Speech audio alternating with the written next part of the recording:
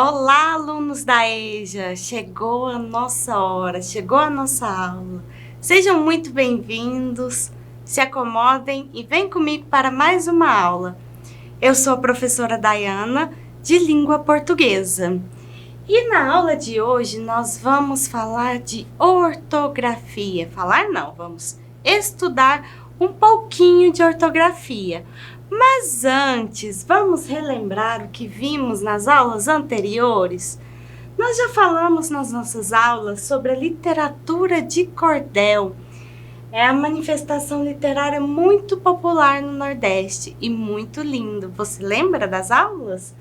Vejam bem, é um gênero feito em versos, com métrica e rima, caracterizado pela oralidade e por uma linguagem informal.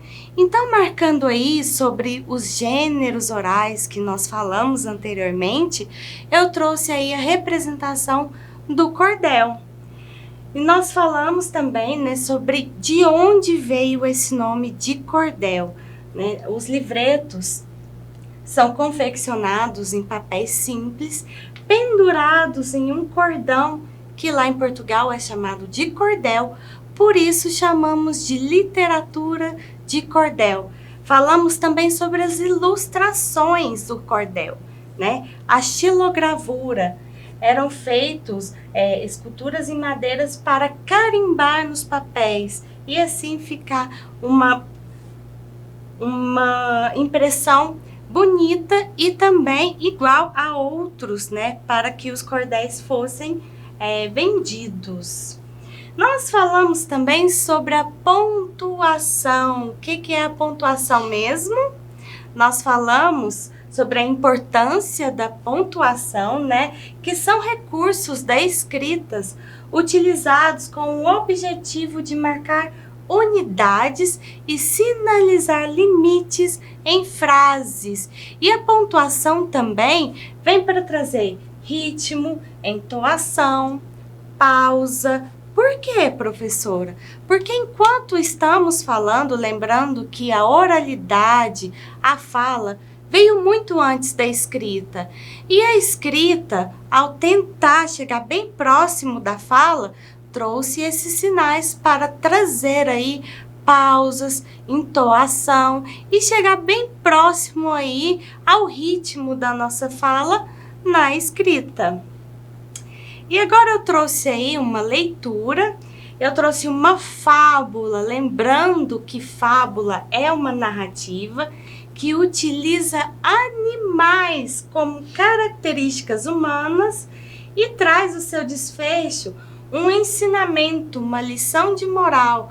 Ou seja, as fábulas trazem aí como personagens animais e esses animais agem como se fossem seres humanos, certo?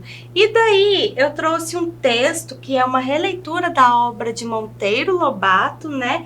Que foi adaptado por Lúcia Tutins. Será que é assim que pronuncia o nome dela? Eu não sei. Vamos lá. A Garça Velha. Vamos ler juntos? A garça não conseguia mais apanhar peixes com facilidade. Devido à idade avançada, sua vista estava tão cansada que às vezes passava dias inteiros sem comer. E foi num desses dias, quando estava com o estômago a roncar de fome, que ela teve uma ideia. Vendo que o sapo se aproximava, ela não perdeu tempo. Seu sapo, avise os peixes que a lagoa será esvaziada. Fiquei sabendo que o dono dessas terras vai construir um campo de futebol aqui. Mas, antes disso, ele vai esvaziar a lagoa e distribuir os peixes para a vizinhança, disse. O sapo mergulhou na lagoa e contou a novidade para os seus amigos de escamas. A água da lagoa, que era sempre tranquila, chegou a ficar ondulada com o alvoroço provocado pela notícia. Os peixes ficaram atarantados e, temendo pelo seu fim, foram se aconselhar com a garça. Dona Garça, o que devemos fazer para nos livrar dessa tragédia? Bem, sei que vocês, peixes, não podem viver fora d'água. Por isso, o meu conselho é que se mudem para o poço que há logo ali na entrada da fazenda. Mas isso é impossível. Teríamos que atravessar muitos metros fora d'água e morreríamos antes de chegar ao nosso destino. E para que servem os amigos? Posso transportar todos vocês no meu bico. Já se foi o tempo em que eu comia peixes. Agora sou vegetariana e me satisfaço com pedaços de grama. Mentiu a garça. Sem ter outra saída, os peixes aceitaram a oferta. Com a ajuda da garça, foram parar num tanque de pedra pequeno e de águas bem transparentes. Ali, a velha ave podia pescá-los, até de olhos fechados, e assim nunca mais passou fome. E aqui a moral que traz essa história é: não se deve acreditar em conselho de inimigo. Viram só? Viram que a fábula traz aí animais como personagens agindo como se fossem gentes? Vamos lá, a história que nós lemos é uma fábula e vamos relembrar as características deste gênero, marque as alternativas que são verdadeiras. Vamos ver comigo? Olha só, as personagens em geral são pessoas. Nós acabamos de ver que em geral os personagens das fábulas são animais. Os animais falam e agem como se fossem pessoas. Aí sim. O final das fábulas é sempre feliz? Bom, essa fábula que acabamos de ler não teve um final tão feliz assim, não é? Então, essa não é verdadeira. A letra D. Geralmente, as personagens são animais. Sim. E a fábula traz um ensinamento dirigido ao leitor? Sim, geralmente as fábulas trazem aí uma moral da história, em que essa outra fábula que acabamos de ler traz aí que não devemos ouvir conselhos de inimigos. Não é verdade? E assim, trazendo para a oralidade, a fábula também as fábulas eram passadas de geração em geração através da oralidade. Ou seja, o avô contava para os seus netinhos cresciam, contavam para seus filhos, e daí trouxeram as fábulas também para os livros. Vamos agora observar algumas palavrinhas aqui. Eu trouxe a palavra garça, outra palavra facilidade, mais uma, cansada,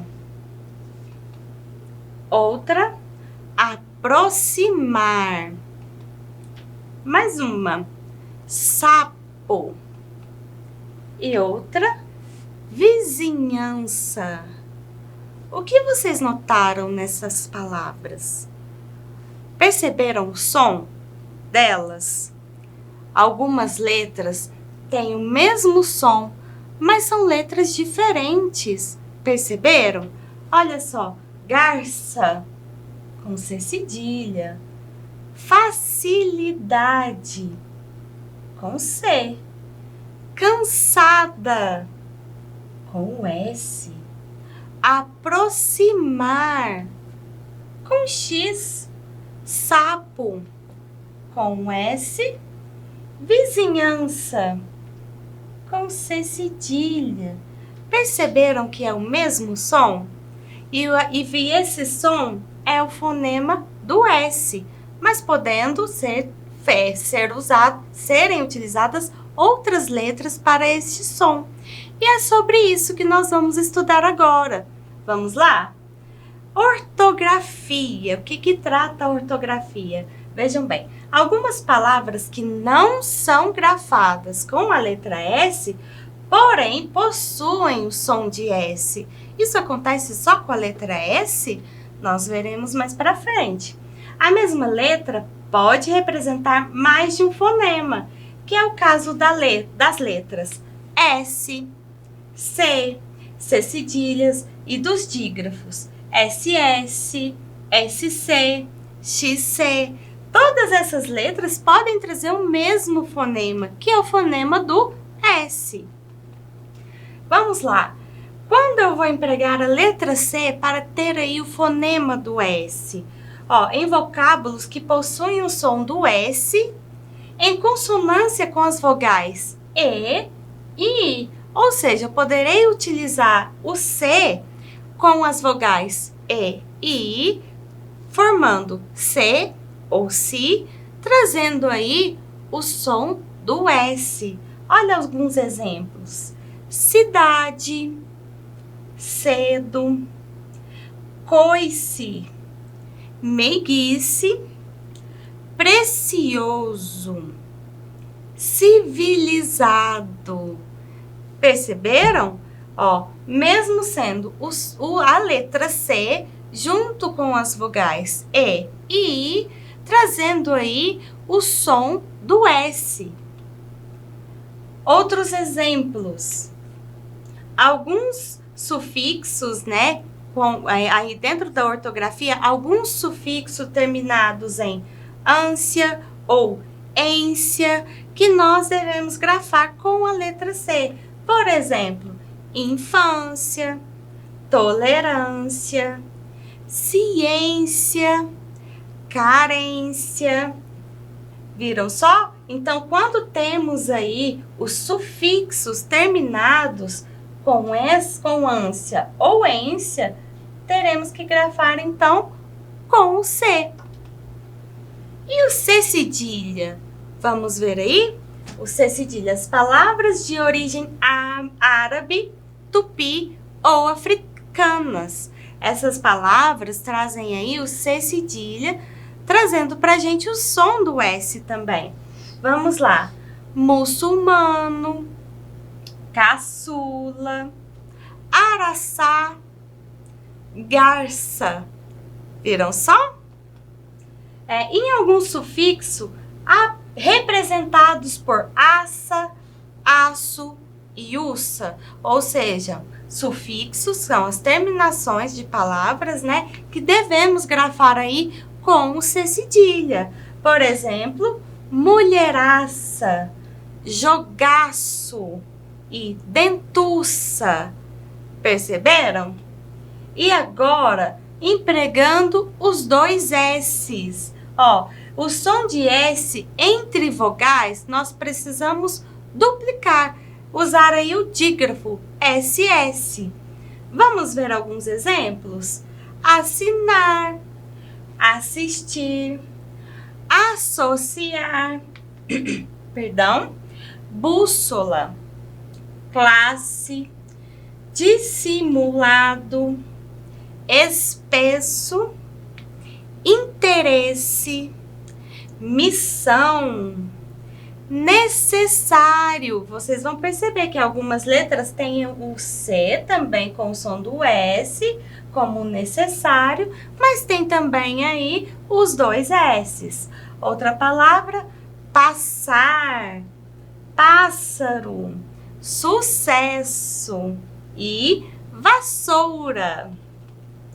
E agora nós temos também aí o X, que em algumas palavras eles também vão apresentar esse fonema do S. Vamos lá? Vendo que o sapo se aproximava, ela não perdeu tempo. Seu sapo, avise os peixes que a lagoa será esvaziada. Vejam bem, aproximava. Mas também temos outra palavra com o X, mas não traz o mesmo fonema, que é o caso de peixes. Aproximava, trazemos aí com a grafação com o X, com o som do S. Outras palavras que também são grafadas com o X e temos aí o som do S são máximo, próximo, auxílio, aproximação, excelente exceção, exceto e excêntrico. Eu trouxe esses outros exemplos aqui, que tem juntamente com o X a letra C, mas mesmo assim eles trazem o som do S. E agora com o Z. Nós também sabemos que algumas palavras terminadas em Z vai trazer um som bem próximo da letra S. Vai depender um pouquinho também do sotaque da pessoa que vai marcar mais o Z, mas outras pessoas aproximam esse fonema mais para o S mesmo, que é o caso de 10, vez, cicatriz, verniz. Eu trouxe aqui um quiz para fazermos juntos, vamos lá? Ó, o vocábulo ansiedade é escrito com S. Qual das palavras abaixo está corretamente escrita com essa mesma letra? Vamos ver? Ancestral? Outra, pulseira? Letra C, progresso? Mas o progresso teríamos que ter 2 S's. Outra, precaução? Que também seria aí com 2 S's, né? E o ancestral nós escrevemos com a letra C, mesmo tendo N antes. Então, a nossa alternativa correta é a letra B, pulseira. Uma observação importante.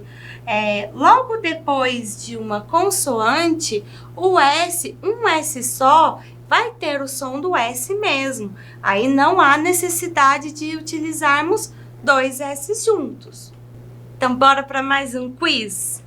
A palavra, o conjunto de letras do alfabeto chama-se abecedário. E das alternativas abaixo, a que preenche corretamente a lacuna como é que a gente escreve corretamente abecedário? Você sabe dessa? Vamos ver. Primeira alternativa, abecedário, ou seja, eu incluo aqui as vogais, a vogal E entre o B e o C. Abecedário, abecedário ou abecedário. Aí não, né? Ou abecedário. Fica estranho, não fica? Então, para a gente escrever corretamente o abecedário, nós adicionamos aí o E entre logo após o B e logo após o C, certo? Então, a nossa alternativa correta é a letra A. E essa foi a nossa aula de hoje. Eu espero vocês na nossa próxima aula.